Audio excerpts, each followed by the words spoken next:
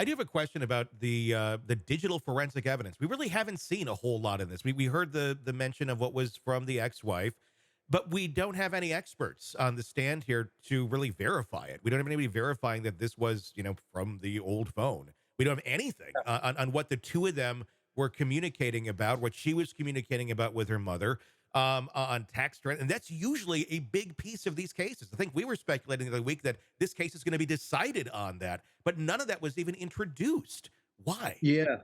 Well, I think for a couple of reasons. Like the most substantive portion of texting came in through the one cop who was going through during the state's case in chief when he was reading a lot of the text messages between Ashley and Doug. But those were really just like they were trying to couch it in the light that, oh, look, like Ashley still loved Doug. Hmm. Everything that she's saying about him being abusive, like why is she being so sweet to him? Why is she playing heads up with them in a restaurant with, where they're all having fun and laughing just days before the homicide takes place?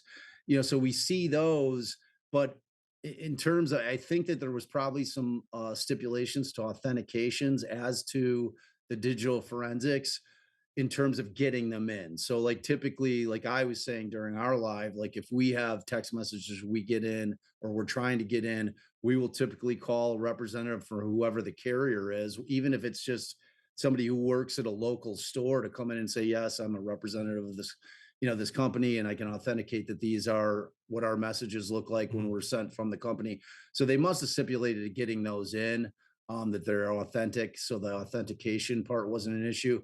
I think the other thing that you have going on in this case is, again, remember, you have to look at everything through the lens of they're going through litigation. There's a child involved. There is a GAL involved. The courts are hyper vigilant about looking into, and the one thing that I don't know that is interesting to me is like in our state, we have various apps that are used for parents that have a real time like a real hard time communicating with one another. Like they call it Our Family Wizard. There's a few of them. Hmm. And the point of those is that they're ordered to only communicate through those. And the reason is because everyone has eyes on those. The Hmm. judge can see it, the GALs can see the chats.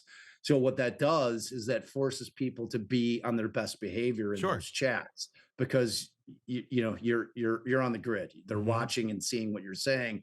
And in light of the fact that this is all going on between these two people, you have to realize that there's an injunction in place between Doug and Ashley, as well as the dissolution for marriage petition is filed.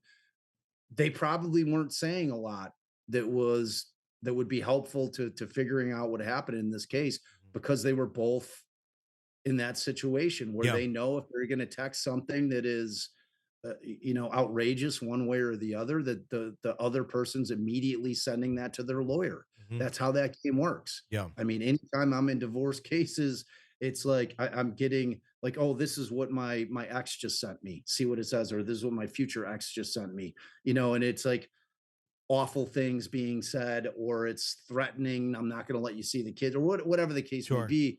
So like I think that that's why we're missing a lot of these what would potentially be smoking gun text Mhm. messages, because they were both on their best behavior Yeah, because they because there were wasn't any. litigate.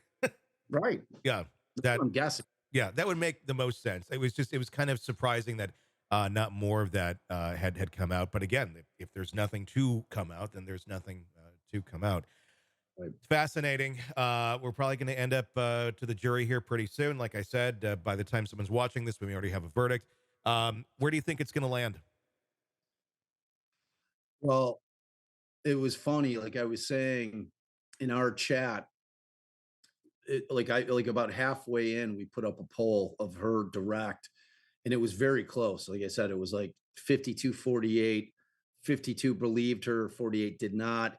Like just the messaging in the chat, and we try to keep our chat very tight. We don't let like we allow we want people to have. We don't want it to be an echo chamber. We want people to be able to debate, but keep it respectful, right? Sure. But it gets heated, and what I started to see is like a lot of people, their minds going to Amber Heard, Johnny Depp. And I'm Mm, like, you can't do that. Like every single Yeah. domestic violent case is It's different. different. Yeah. Every individual is different. Every single person's interpretation of an event is different. Like, you can't do that. That's not how it works with these types of cases.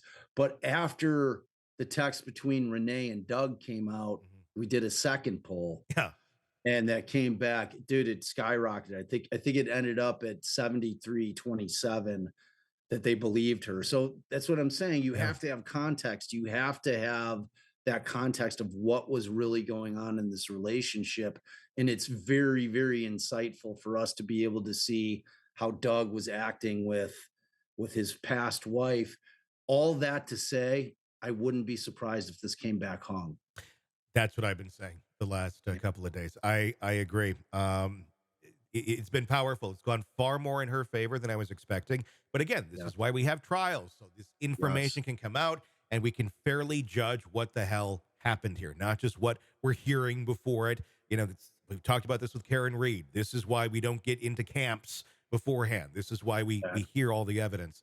And it's been fascinating. No doubt. We'll have to see Really. where this lands.